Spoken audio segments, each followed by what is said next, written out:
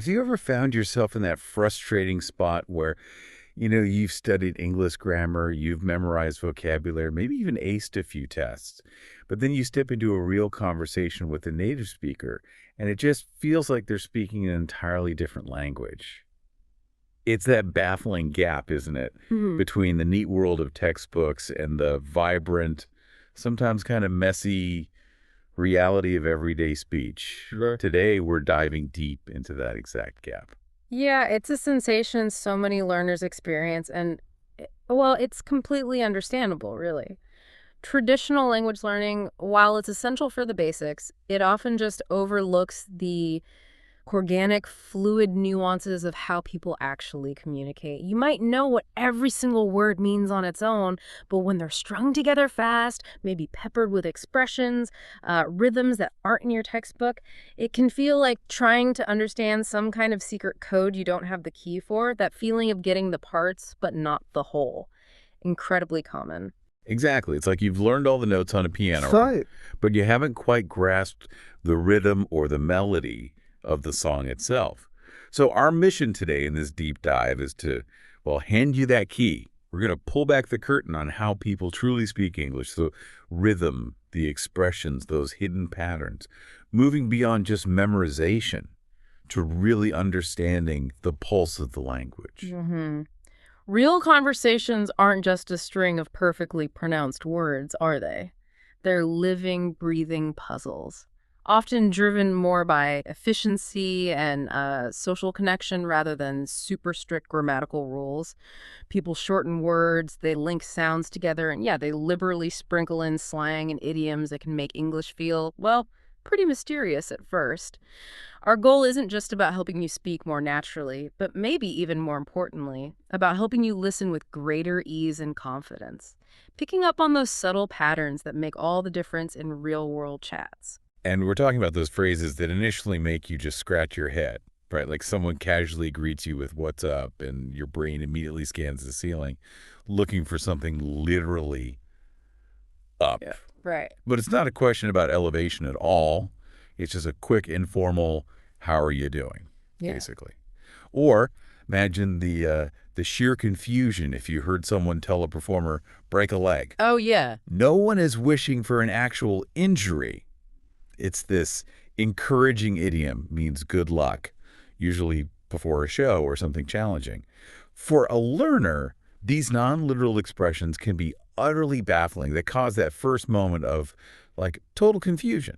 And that's precisely why these non-literal phrases are so interesting, I think.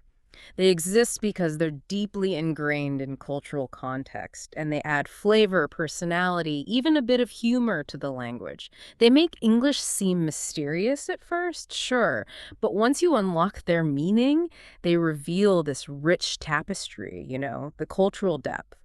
Without them, English would lose a lot of its charm and its communicative efficiency, too. They're like shortcuts to convey complex ideas or feelings fast. Absolutely. And it's not just about what words are said, but how they're said. You mentioned rhythm earlier.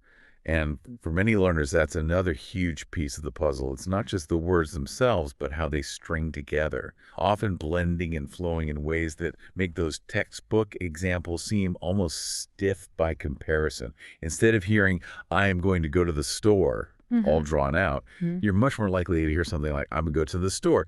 That's a massive difference in sound and structure. It's that first glimpse into the musicality of English, how words kind of melt together into this continuous stream of sound.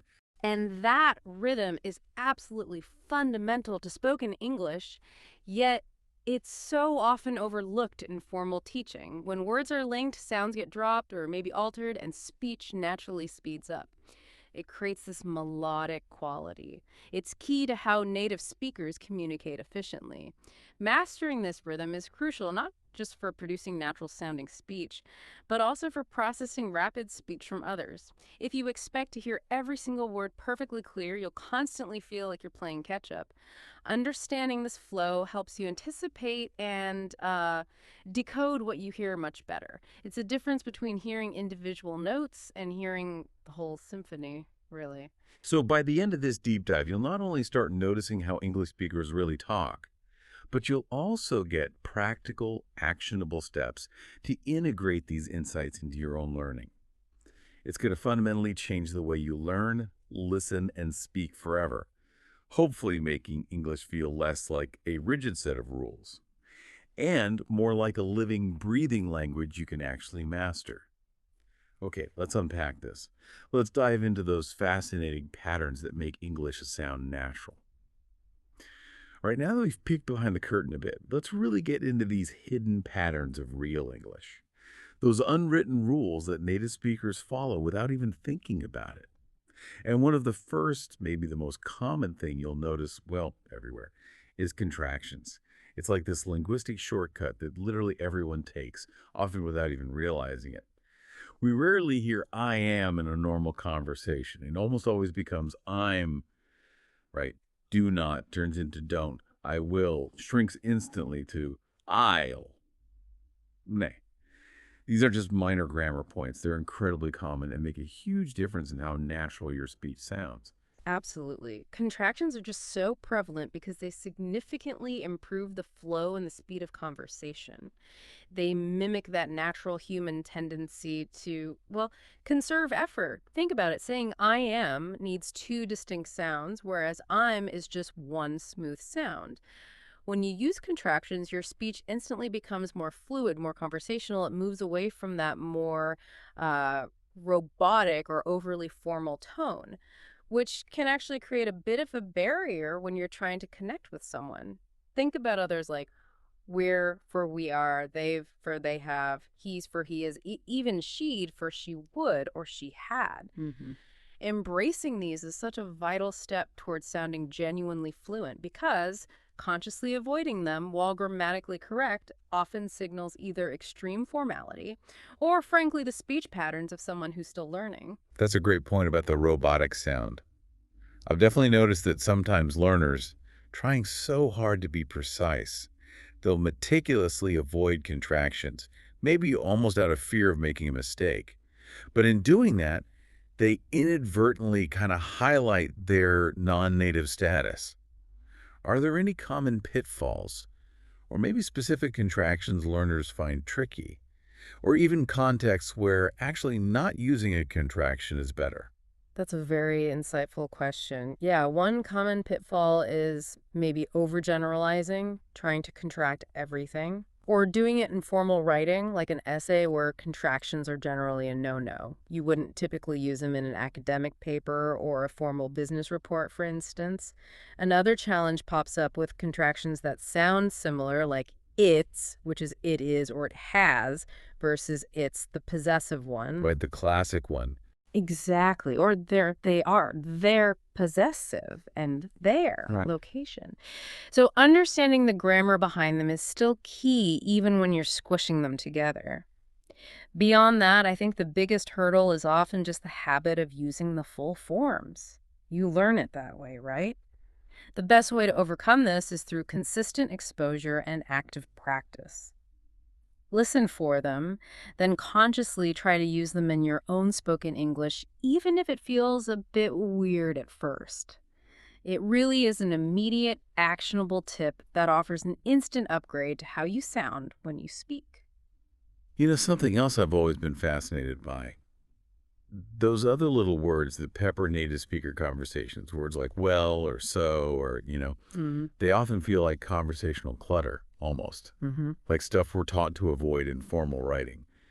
Yet, they're absolutely everywhere in speech. What's really going on with these fillers? It feels like they're doing something surprisingly important. You've really hit on a key distinction there. We tend to think of fillers as like bad habits, don't we? But their function is actually quite complex and deeply ingrained in spontaneous speech.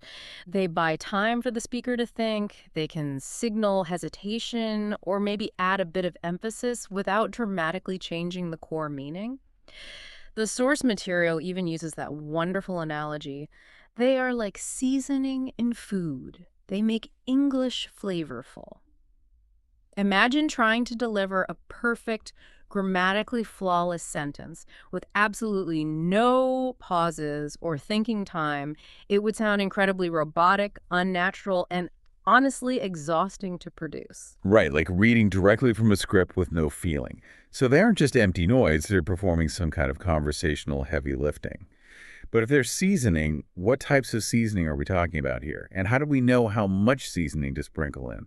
Because too much, and you might sound hesitant or, I don't know, uncertain. Too little, and you might lose that natural flow. Precisely. Let's break down the seasoning a bit. We've got a few types. Some are genuine hesitation markers, like, which really do just buy thinking time. Then there are what we call discourse markers, words like, well, so, actually, or like, well, can introduce maybe a nuanced answer or a slight disagreement. So, often signals a conclusion or a shift in topic. Actually, can correct something or add emphasis, often checks for understanding or invites agreement. Each has its own subtle, pragmatic function in the conversation. Now, the how much question is key. Native speakers tend to use them unconsciously and sparingly enough to help thought and flow without totally dominating the conversation. For learners, the goal isn't really to force them in, but rather to recognize their function when others use them, and then allow them to emerge naturally in your own speech as you get more fluent. Overuse can definitely make you sound hesitant or maybe inarticulate, so it's a balance you develop through loads of listening and speaking practice. They contribute hugely to the natural rhythm, making it feel less like a monologue and more dynamic. Okay, so contractions streamline our speech, and fillers give us that essential breathing room. But what about those linguistic puzzles, the ones that seem to defy all logic, where the meaning of the whole thing is completely different from the individual words? I'm talking about phrasal verbs. Now, these are a huge source of confusion for so many learners. Why does give up not mean physically handing something upwards? It just seems so random, almost like English is intentionally trying to trick us. Is there any pattern to these things? Or is it just pure rote memorization for every single one? That's an excellent question and a very, very common frustration. Phrasal verbs really do present a significant challenge. Because their meaning is so often non-literal, it defies simple translation based on the verb and the little particle word. Give up, as you said, means to quit, not to physically hand something up. Similarly, run into doesn't mean jogging into a wall. It means meeting someone unexpectedly. Or look up to, meaning to admire someone, which is miles away from literally looking in an upward direction. It really does feel like a linguistic minefield sometimes. I remember hearing a learner trying to say they gave up an argument, but instead they said they gave in the argument, which completely flipped the meaning. It shows how that tiny preposition can be a total trapdoor. Precisely. And that's why they're such a challenge, but also incredibly rewarding once you get the hang of them. Give up means quit. Give in means surrender or yield. Give out could mean distribute. Give back is to return something. Give away might mean reveal a secret or donate something. Each one has its own distinct life and context.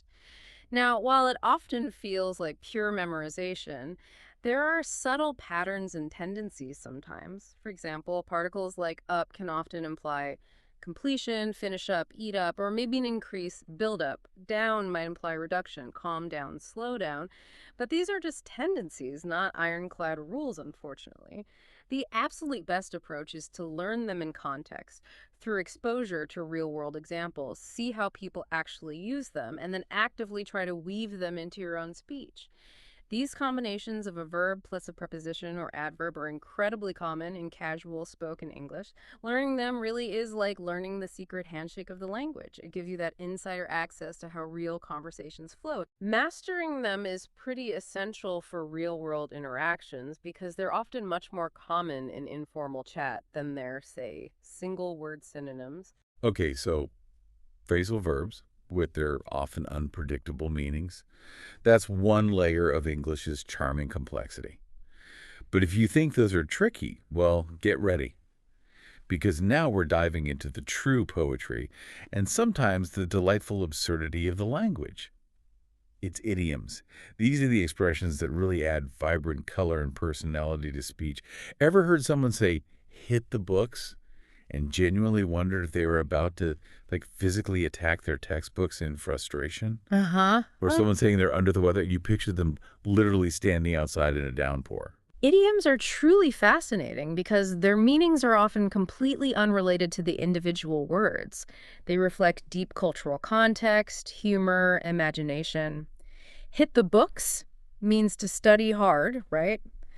This probably comes from the idea of physically engaging with books, and hit often means to start something with energy, like hit the road or hit the gym, or under the weather, meaning feeling sick. That one actually has roots in old maritime slang. Sailors feeling unwell would sometimes go below deck, under the weather bow of the ship, which was the side exposed to the bad weather, maybe to get some rest away from the main activity. Understanding these little origin stories not only makes the idiom more memorable, but also gives you this deeper connection to the language's history and culture. It turns a seemingly random phrase into something rich with meaning. Wow, that's incredible. Under the weather from sailing. It suddenly makes so much more sense and definitely easier to remember. So these aren't just random phrases. They're like tiny cultural artifacts embedded in the language. Exactly. Idioms make speech lively, memorable, and way more engaging. They're deeply embedded in the culture, and they often provide a more nuanced or evocative way of expressing an idea than just literal language. For instance, saying, I'm sad is clear, sure, but saying, I'm feeling down in the dumps, that conveys a deeper, maybe more persistent melancholy with a touch of colloquial charm. Using idioms correctly is a pretty clear sign of fluency and a deeper cultural understanding. It leads to those wonderful aha moments when their real meaning clicks. They often carry a certain tone to maybe humorous, maybe sarcastic, maybe serious, that literal language might just miss. Okay, finally, let's talk about what makes English flow like music linking sounds. This is a big reason why native speech can sound incredibly fast to learners. You're trying to catch every distinct word, but they're all blending together. What are you going to do? Often becomes something like, what you're going to do in everyday speech. It's a massive difference. So when words blend, sounds drop out, and speech speeds up, how exactly does that happen? Is it just random? Or are there predictable patterns we can learn to spot? That's an excellent question, and it's definitely not random. It's a natural phenomenon called connected speech. It happens in predictable ways. One really common way words link is called consonant-vowel linking. Think about an apple. A native speaker rarely says, and pause, apple. It becomes a napple, almost like one smooth word. The final consonant sound of N links right onto the initial vowel sound of apple. Oh, okay. Similarly, get up often sounds like get up. The Thai sound links to the U. Another common pattern is assimilation, where sounds change to become more like the sounds next to them. Makes it easier to say, like did you often becomes did you, or even softer, like dicha, or the classic going to becoming gonna. These aren't lazy speech habits, they are efficiency at work. It makes speech smoother and faster to produce. So it's not just about speaking faster, but about speaking more efficiently. That makes a lot of sense. And I could totally see how not understanding these shifts would make native speech sound like an unintelligible blur. So recognizing these patterns is like having X-ray vision for spoken English almost. Exactly. And understanding how this happens phonetically is crucial for both your listening comprehension and for sounding more fluent yourself. When you practice mimicking these linking sounds, you'll probably find your own speech starts sounding more fluent almost instantly because you're copying that natural rhythm. For learners, yeah, not grasping linking sounds can make native speech incredibly challenging to decode. It creates a significant barrier. Actively listening for them and then practicing them can really demystify that perceived speed. It breaks it down into manageable, understandable patterns. It allows you to anticipate how words will probably merge, turning what sounds like a torrent of sound into a navigable stream. Okay. So what does this all mean for you, the learner? It means you have some really powerful tools now to start speaking and understanding English more like a native speaker. But knowing the patterns is just the first step, isn't it? It's about recognizing these elements contractions, fillers, phrasal verbs, idioms, linking sounds, and then actively incorporating them into your own practice. So let's talk about how to put them into practice. How do we move from just understanding these things to actually mastering the flow? Now that we know how people really talk, let's make it practical. We've pulled back the curtain on the unwritten rules, and now it's time for the tricks that will help you master the flow of natural English. The first trick, active listening.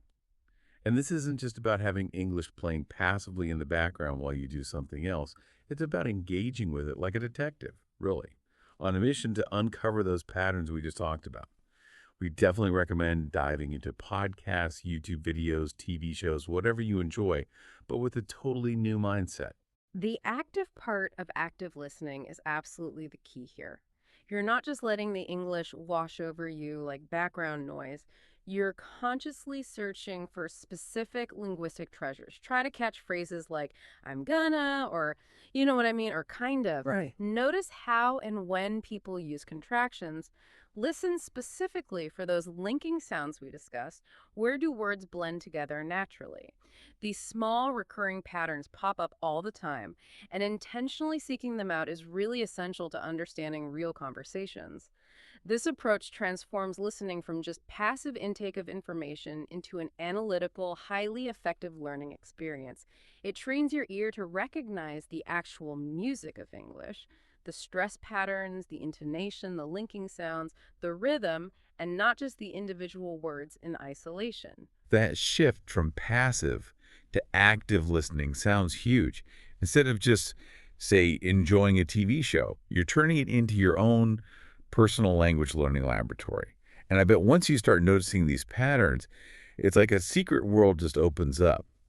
But how do you bridge that gap? How do you go from hearing it to actually producing it yourself naturally? Ah, that's where our next technique comes in. It's a really powerful one called shadowing. It sounds a bit funny, maybe, like becoming a linguistic parrot, but honestly, in the best way possible. This is where you directly tackle pronunciation and rhythm head on. It sounds simple, but believe me, it's incredibly effective. You don't just repeat the words, you try to mimic absolutely everything about how they were said. So it's not just repeating the words themselves, but repeating the music of the words, like the speed, the intonation, the emphasis, all of it. Exactly right. Shadowing involves picking a sentence or maybe a short dialogue from a native speaker. Could be from a podcast, a movie, anything. You play it, and then immediately you repeat it aloud, really striving to match their speed, their intonation, their stress patterns as closely as you possibly can. For example, if a speaker says, I can't believe you did that, notice precisely how they stress can't and did that. Hien. Notice how the words flow together, almost like one continuous unit rather than four separate distinct words. This technique helps your brain and your mouth learn the rhythm of natural English, kind of without thinking too much about grammar rules. It effectively bypasses that conscious analytical part of your brain, training your muscle memory for speech instead. This leads to a much more instinctive and natural delivery over time. It essentially tricks your brain into experiencing the language rhythm rather than just analyzing it intellectually. Start small, short phrases first, then build up to longer sentences and maybe eventually whole dialogues. Okay, that makes sense. And remember those tricky phrasal verbs and colorful idioms we talked about earlier. The trick here, you're saying, is to actually use them intentionally. Don't just memorize them from a list somewhere in isolation. You need to bring them into your own sentences regularly. It's like learning a new dance move, isn't it? You can watch someone demonstrate it 100 times, but until you actually try the move yourself, it won't really become yours. Active usage is indeed the critical step. It's absolutely key. The more you consciously practice incorporating these expressions, whether it's phrasal verbs or idioms, into your own speaking and maybe even your writing, the more they become automatic. It's all about building that muscle memory for language, transitioning them from something you have to consciously think about to just a natural, integrated part of your active vocabulary. There's a really significant difference between merely understanding a phrase when you hear it, that's receptive knowledge, and being able to confidently and appropriately use it yourself in the right situation, that's productive knowledge. Intentional usage is what bridges that gap. It moves these previously learned items from your passive understanding into your active, natural speech. For instance, if you just learned hit the books, actively say to yourself, maybe out loud, okay, I really need to hit the books tonight for my exam tomorrow. Or if you learned under the weather, maybe next time you feel a bit sick, try saying, ooh, I'm feeling a bit under the weather today, I might just stay home. Make it personal, make it immediately relevant. All right, this next trick might seem a bit counterintuitive or maybe even trivial to some people, but small talk is actually incredibly important. Those casual conversations like, "What's up, Sop Dot Dom? How's it going, Arto?" Or "Did you catch that game last night?" Ha ha. They might seem unimportant on the surface, but here's where it gets really interesting. It's actually the foundation of natural conversations, like the warm up before the main workout. Small talk is absolutely vital. I can't stress this enough. It trains you to respond quickly, to use fillers naturally, to link words together smoothly, all in real time, and usually without the pressure of a really high-stakes, complex discussion. It's about building conversational agility, getting comfortable in those low-stakes situations. And think about how often small talk serves as the entry point to deeper conversations. Mastering it builds confidence for pretty much all social interactions. It's not just about the superficial content, nice weather today, whatever. It's about practicing the fundamental process of interaction, keeping that conversational ball rolling. It's fantastic testing ground for all those patterns we've discussed, contractions, fillers, linking sounds in a real, live, back and forth context. So small talk isn't just fluff. It's actually vital practice for the mechanics of conversation. Hmm. But I wonder, does it ever feel, I don't know, inauthentic to native speakers themselves? Like we're just going through the motions with these kind of preset phrases about the weather or whatever. That's a great observation, actually. And yeah, while some small talk phrases are definitely formulaic, for native speakers, they serve a crucial social function. They're about building rapport, establishing a connection, maybe gauging someone's mood or interest. Often before a potentially deeper conversation can even begin. It's like a social lubricant, smoothing the interaction. Now, for learners, it's invaluable precisely because it allows you to practice these fundamental conversational mechanics without the added pressure of having to convey really complex information or ideas. You get to focus on the how of communication, not just the what. And as you practice, these phrases actually start to feel less like memorized lines you're reciting and more like natural, instinctive responses. And that leads to more genuine connection, even if the topic itself is light. Okay, that makes sense. Finally, this is perhaps the most important piece of advice. Don't fear mistakes. English is just full of irregularities and exceptions. It's a messy, beautiful, evolving language, and getting it perfect really isn't the goal. I think this is the biggest hurdle for so many learners, that intense fear of sounding wrong, which often just paralyzes them, stops them from speaking at all. That's a truly crucial point. We absolutely must remember that native speakers make mistakes all the time. They just keep talking. Honestly, we do. The focus should emphatically shift away from achieving some kind of unattainable perfection towards effective communication and just sounding natural. That psychological barrier, the fear of making mistakes, is probably one of the biggest inhibitors for language learners. Overcoming that fear genuinely liberates you. It allows you to practice more freely, which inevitably leads to much faster progress.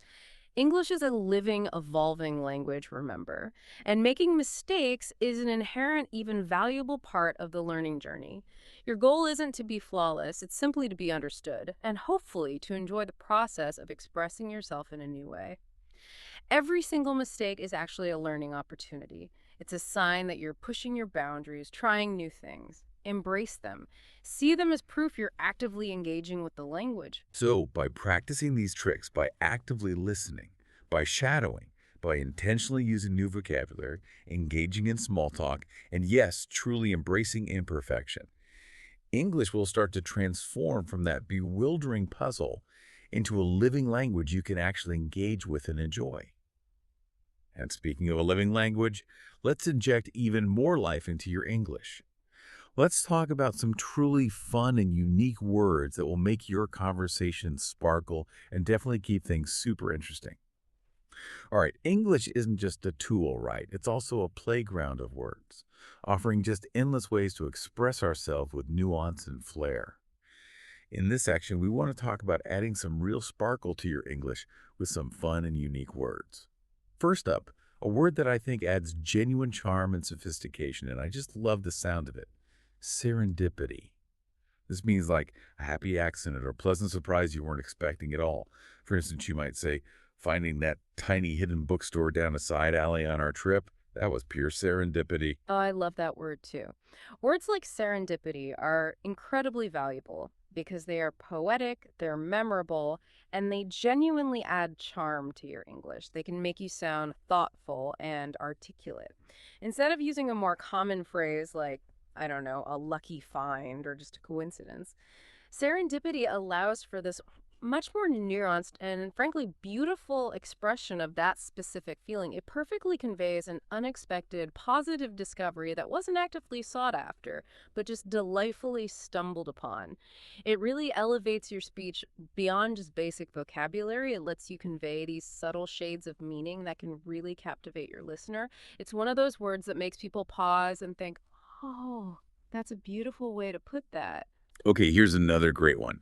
Have you ever been so surprised, like so utterly shocked by something, that you actually couldn't find the right word to describe how you felt? Well, flabbergasted might be your new best friend. This is such a fun, vivid way to say extremely surprised or shocked. Mhm. Imagine saying, I was absolutely flabbergasted when I saw the incredible panoramic view from the top of the mountain. It just hits different, doesn't it? It really does. Expressive words like flabbergasted are such powerful tools. They turn ordinary sentences into something that truly captures attention and emotion. Simply saying, I was surprised, conveys the basic information, sure. But saying, I was flabbergasted, that adds this layer of intensity, vividness, and personality. It makes your communication much more impactful and memorable. It's a word that inherently carries a sense of drama and almost comical awe. Choosing vivid verbs and adjectives like this adds a distinctive personality to your communication. It makes it far more engaging for anyone listening. It shows you have a command over the emotional register of the language, which is so key to compelling storytelling or just sharing an experience.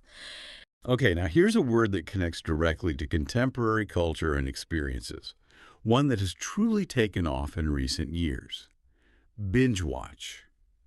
I mean, who hasn't done this recently? We've all been there, right? We totally binge watched the entire final season of that series last weekend. Who'd it?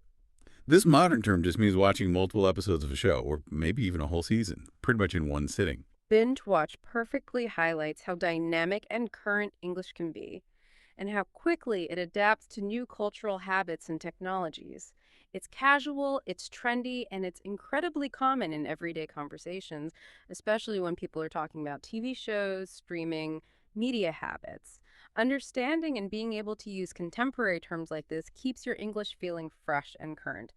It demonstrates an active engagement with the evolving culture surrounding the language itself. It really underscores how rapidly language can evolve to reflect new social habits, new technologies. And it's a word that immediately makes you sound relevant and connected to modern life. It's a great example of how you don't always need formal classes to learn new words. You often learn them just by living and interacting within the language's cultural sphere. That's so true.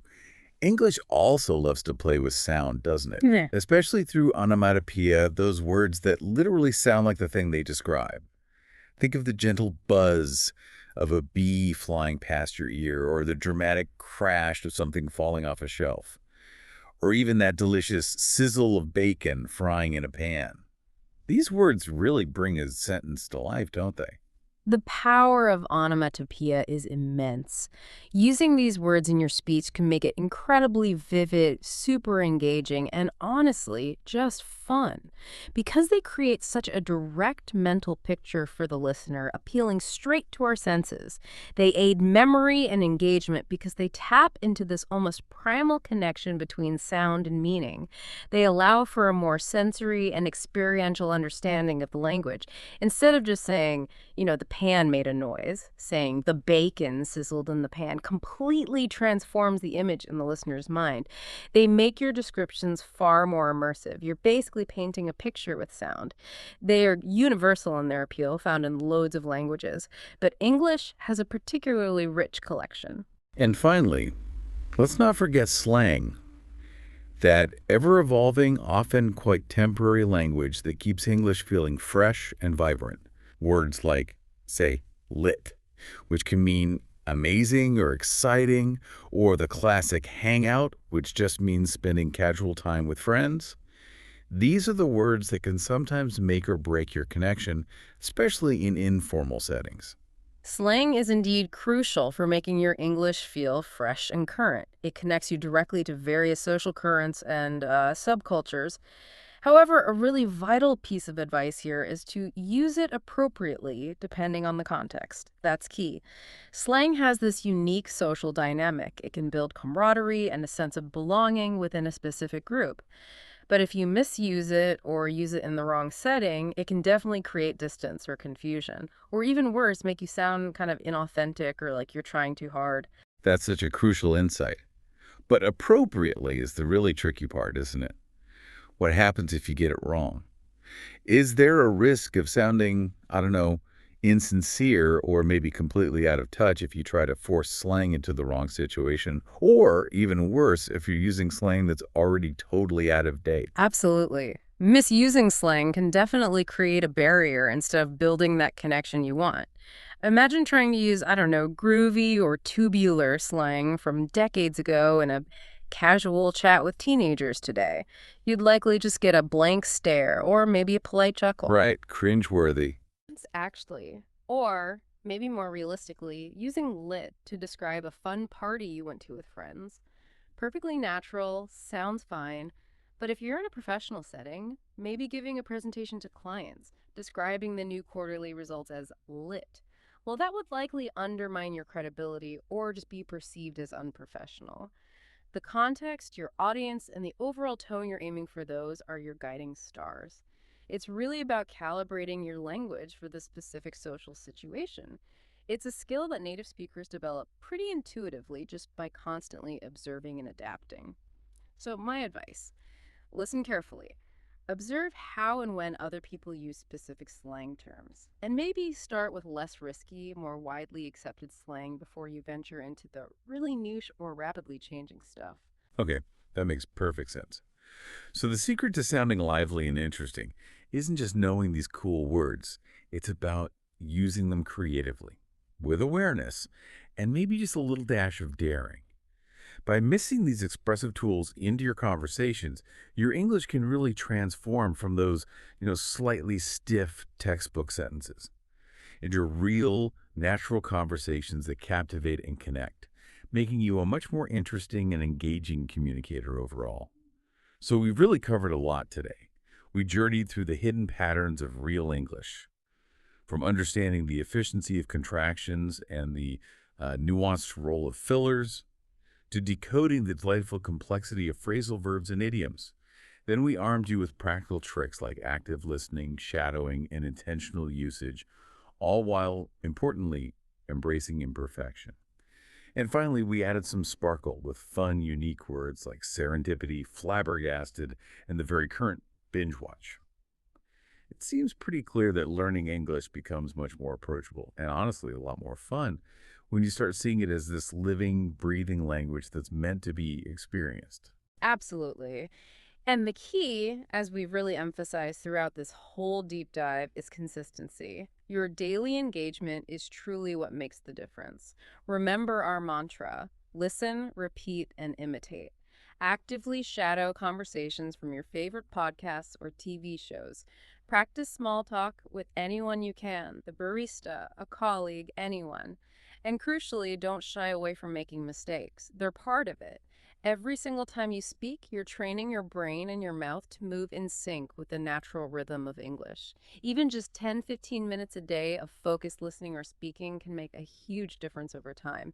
It accumulates into significant and noticeable progress. It's all about building that habit, that daily ritual of engagement. And definitely don't forget to experiment with new words and expressions. This is where the real magic happens, I think, where you transform from just being a passive learner into an active participant in the language.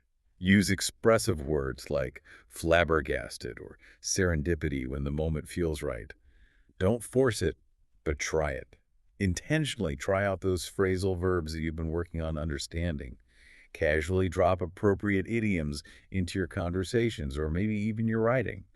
It's about being an active, creative participant in the language, not just a passive receiver waiting for perfection. Indeed. The more you play with the language, the more natural and intuitive it will start to feel. Language is alive, it's dynamic, and English is really meant to be experienced, not just meticulously studied from a dusty old book. It thrives on interaction, on experimentation, and on a willingness to step just a little bit outside your comfort zone. That's where true fluency develops. Think of it like an ongoing adventure where every new word or phrase you successfully use is like a small victory. Celebrate those. And through it all, please be patient with yourself. Fluency isn't about achieving perfection. It's about effective communication, and perhaps most importantly, enjoying the process. Celebrating every step of the journey, no matter how small it feels. Learning a language is definitely a marathon, not a sprint, and every single stride forward counts. And remember, English is just full of surprises, humor, and creativity. As you engage with it daily, actively listening, trying out new patterns, embracing its quirks, you'll start noticing expressions and nuances that no textbook could ever fully capture or convey. This deep experiential learning, that's where the real joy of language acquisition lies. It opens up whole new worlds of understanding and connection. Okay, so here's your challenge, starting today, right now if you can. Try picking just one new idiom, or one phrasal verb, or maybe one expressive word that resonated with you from our deep dive today. And make a conscious effort to use it. Maybe in a conversation, maybe just in writing to yourself, or even just thinking it in a sentence. Don't overthink it, just try it out.